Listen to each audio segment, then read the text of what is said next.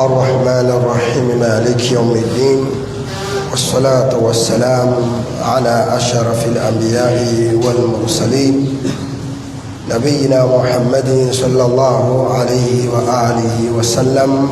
أما بعد، زادتك إيمان. نمشكر الله سبحانه وتعالى، Allah ambaye ametufikisha meweza kutekeleza ibada hii ya sala ya dhuhuri, na tunaweza kupata nafasi ya kukumbushana mawili matatu kwa mambo ambayo yenye kufungamana na dini yetu, na bado tunakumbusha kwamba kuna ziara maalum ambayo inatarajiwa kufanyika kesho kwa taufiki yake Allah subhanahu wa ta'ala, ya mashaikh ambao wako chini ya taasisi ya Ansar Muslim Center kwa jimbo la Tanga mjini, kufanya ziara ya kutembea vijijini ambako wamelenga vijiji vitatu, na katika miongoni mwa yale ambayo waliyopanga kuyafikisha ni kwenda kuwakumbusha waja wa Allah, kwenda kuwakumbusha na kuwafikishia ujumbe wa Allah tabaraka wa taala. Watatawala jambo la kutoa khutba, lakini pia watakuwa ni wenye kutoa mihadhara mbalimbali. Lengo na madhumuni ni kukumbushana katika dini ya Allah tabaraka wa taala, tukizingatia kwamba maeneo ya vijijini ni maeneo ambayo yamesahaulika sana. Hata watu wanaokuja kutafuta maisha wametokea vijijini, lakini wakija mjini wanasahau walikotoka, wanawasahau wazazi wao, wanawasahau ndugu zao, jamaa zao. Anazama mjini moja kwa moja, mpaka akienda basi kumetokea tukio, kama kuna msiba umetokea, ndio atajikalifisha kwenda. Lakini kupanga tu safari kwamba nikawatembelee ndugu, jamaa, marafiki, wazazi na wengineo, kwake ni ratiba iliyokuwa ngumu. Na hata imetokea ni msiba, basi wakati mwingine hata kulala halali, na sio kwamba analala kwa ajili ya msiba, kwamba tumebaini fursa niitumie kwa ajili ya kusalimiana na ndugu na kuwajulia hali. Basi baada ya kuzika tuanze kukuta mtu kashaondoka, anaosafiri kabisa, hakukaliki, kwamba bwana hakukaliki. Kwa hiyo ni watu ambao wamesahaulika mno katika kila nyanja, si katika mambo ya kiulimwengu tu, kwamba labda mambo ya mashule, mambo ya hospitali, mambo ya nini, bali hata katika mambo ya kidini. Katika mambo ya kidini pia wanakuwa ni wenye kusahaulika. Utakuta kwamba mashehe ni wengi sana mjini hapa, wengi. Lakini ukienda katika vijiji utakuta mwalimu mmoja tu, tena mzee ndiyo huyo yupo hapo kijijini, ambao watu wanamtegemea. Kuna baadhi ya vijiji likitokea la kutokea, basi wafunge safari kwenda kumfuata mtu, au pengine wafunge safari kwenda masafa ya mbali kwenda kufuata Ijumaa. Haya yapo katika vijiji vingi. Kwa hiyo ni sehemu ambazo zimesahaulika sana na watu wamezisahau. Kwa hiyo hawa ndugu zetu, Allah awape taufiki, wamepanga msafara huu, na kwa habari ambazo nilizonazo kwamba hili ni jambo endelevu, ni kama ni mwanzo wameanza. Kwa hiyo itakuwa ni jambo endelevu, lilikuwepo lakini halikuwa na nguvu kama lilivyoazimiwa sasa hivi. Kwa hiyo litakuwa ni jambo endelevu. Kwa hiyo tuombeeni wa Allah awape taufiki, na sisi Allah atupe nguvu ya kuwatia nguvu na wao. Kwa katika yale ambayo waliopanga kuyafikisha ni kwenda kuwafikishia ujumbe wa Allah tabaraka wa taala, lakini pia wamepanga wabebe chochote kitu, kwa sababu leo hii mashia Ithnai Asharia, ibadul qubur, ibadul asnam, wenye kuabudu makaburi, wenye kuabudu watu ambao waliojaa shirki na kufuru katika dini yao, ndio ambao wamechukua fursa hii ya kuingia vijijini Na kama unavyojua hali za watu wa vijijini zilivyo, wanawadanganya na vitu vidogo vidogo tu, pengine kilo ya unga, kilo ya sukari, kilo ya mchele. Utamkuta mtu anaacha dini yake ya asili, anaenda katika ushia. Anaacha dini yake ya asili, anaenda kwenye ushia kwa sababu tu ya vitu vidogo vidogo vya dunia. Yashtaruna alhayata dunia bil akhirah, wanauza akhira kwa kutaka dunia. Kwa hiyo yashtaruna ayati la bi thamanin, wanauza akhira kwa thamani ndogo kabisa. Sasa hawa ni kwa sababu hawajafikiwa na elimu, hawajaelimishwa wakafahamu misingi ya dini yao, wakafahamu itikadi zao sahihi. Mashekhe zetu hawa waliotangulia walikuwa wao wanachoking'ang'ania na kukisimamia na kukisisitiza katika vijiji ni kuongeza juhudi za kupiga maulidi na kuwahimiza na kuwaambia, mwakani mufanye zaidi ya hivi, mwakani mujitahidi mufanye zaidi ya haya. Hayo ndio ambayo kwamba walikuwa mashekhe zetu wakati huo ndio walikuwa wanayashajiisha katika vijiji, ndio walikuwa wanayasema. Wanashajiisha ushindani wa ngoma, ushindani wa kuimba, ushindani wa kucheza madufu. Hayo ndio walikuwa mashekhe zetu walikuwa wakiyashajiisha. Hawakuwa ni wenye kuwajenga watu wao katika misingi ya imani, katika misingi bora ya Uislamu. Hawakuwa ni wenye kuwaelimisha watu wao itikadi sahihi ya dini yao. Basi leo hii mashia wanajizolea watu. Ukija katika marakizi zao huko mjini, zimejaa watoto kutoka vijijini.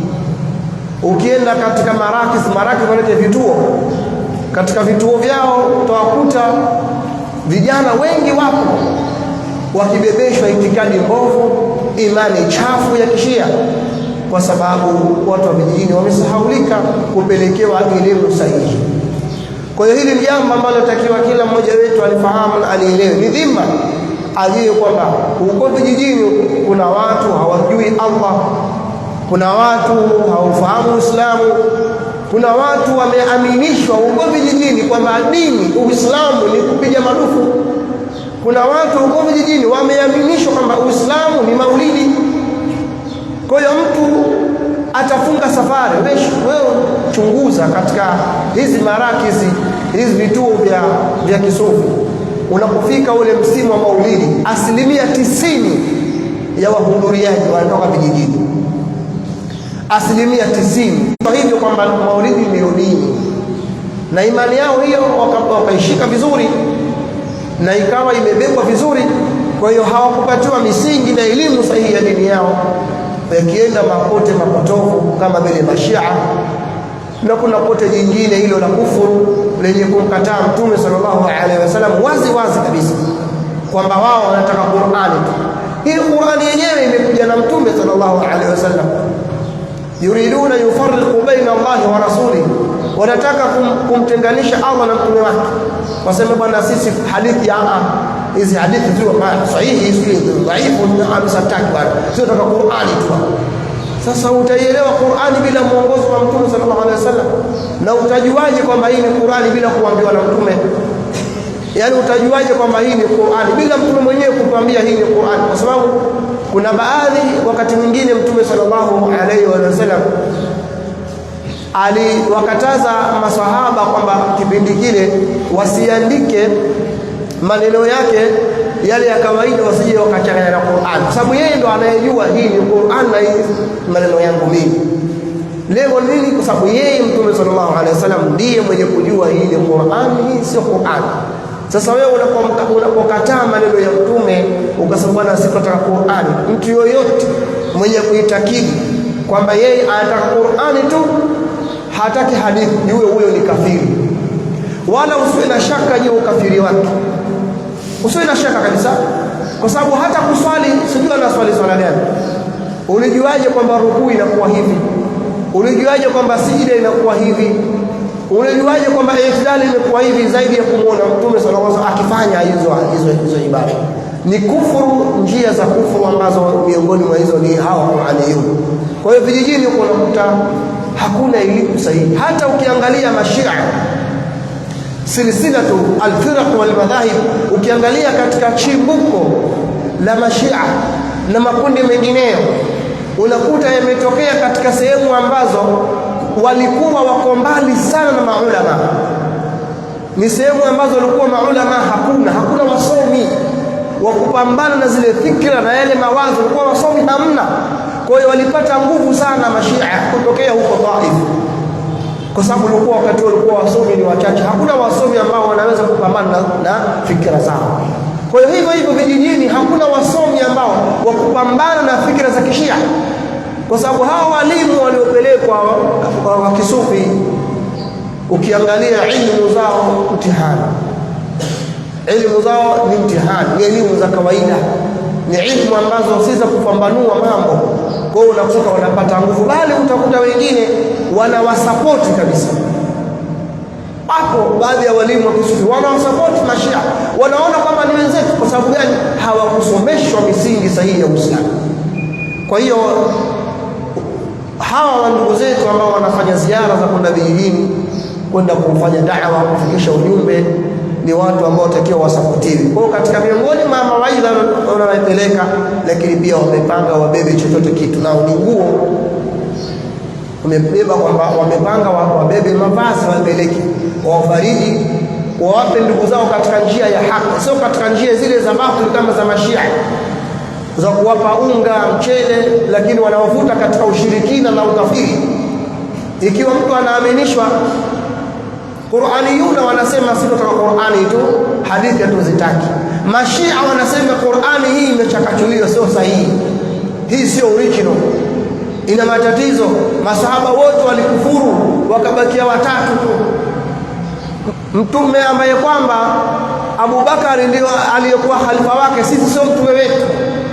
Na yule Mungu ambaye mtume wake khalifa wake na Abu Bakari sio Mungu wetu. Hayo maneno ya mashia ni katika miongoni mwa itikadi zao wanazozitakidi katika imani yao. Hizi ndizo ambazo kwamba zinakwenda kupandikizwa katika ndugu zetu ambao wako mbali na elimu. Kwa hiyo katika miongoni mwa yale ambayo wamepanga kuyafikisha ni kuwapelekea ndugu zetu mavazi. Kwa hiyo tukatangaza toka Ijumaa ile, na alhamdulillah tumeweza kukusanya nguo mbalimbali kwa ndugu zetu wale ambao Allah amewafikisha. Allah awalipe kheri kwa kile ambacho kwamba alichokileta, na kesho inshallah taala msafara mtarajiwa. Kwa hiyo bado mtu una fursa na una nafasi, kama una sadaka yako ya nguo, basi unaweza ukaileta ili wafikishiwe ndugu zetu. Na hakika swala la kutoa sadaka ya nguo ni jambo lenye ubora mkubwa sana, na ni katika milango ya kheri, lakini pia ni katika njia za kumstiri ndugu yako Muislamu, kama alivyosema Mtume sallallahu alayhi wa sallam, man satara musliman satarahu Allahu yawm al-qiyamah.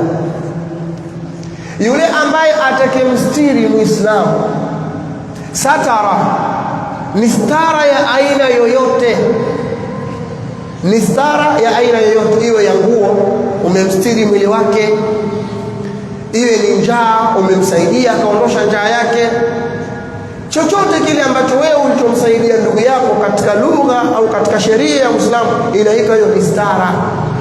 Siposema bwana ndugu yangu nistiri, maana kuna kitu anakihitaji kwako umfanyie. Kwa hiyo anasema Mtume sallallahu alaihi wa sallam, man satara musliman, atakayemstiri Muislamu yoyote, iwe ni vazi, nguo ama chochote, satarahu Allahu yawm al-qiyama, Allah atamstiri huyo siku ya kiyama. Na siku ya kiyama watu wote watafufuliwa walikuwa uchi, urat, watafufuliwa watu waliokuwa uchi, hakuna ambaye atakuwa na mavazi aliyovaa. Watu kama walivyozaliwa watakusanywa katika uwanja mmoja. Sasa hii stara yako ambayo wewe unamstiri ndugu yako, Allah atakustiri nayo siku ya kiyama, siku ambayo utahitajia mavazi. Kwa sababu baada ya hapo watu watahitajia mavazi, na mavazi yatapatikana kulingana na kheri zao ambazo watu walizozifanya hapa duniani. Zile khairi zako ulizozifanya ndizo ambazo zitakazo kukustiri wewe siku ya kiyama. Kwa hiyo man satara musliman, mwenye kumstiri muislamu, basi Allah tabaraka wa taala na yeye atamstiri siku ya kiyama. Atamstiri na adhabu, atamstiri na madhambi, kwa sababu tuna madhaifu mengi, tuna mapungufu mengi ambayo hatutaji wenzetu wayaone wala wayajue. Sasa siku ya kiyama, yauma tubila sarair, siku ambayo siri zote zinafichuliwa tena mbele za watu. Leo hii kama ikijulikana siri yako ni watu wawili watatu wa mtaani kwako, basi khalas imemalizika. Kama ikitoka kwenye mtandao ni siku 2 3 na wala haitofika, sio kila mmoja ataona, lakini siku ya kiyama watafufuliwa wa mwanzo na wa mwisho, alafu siri yako ndio inawekwa wazi. Ni aibu iliyoje, ni hali ngumu iliyoje. Sasa Allah atakustiri, huenda katika hizo stara utakazozipata ni Allah kukusitiri hiyo stara ambayo wewe unaitaka uipate hapa dunia na akhera.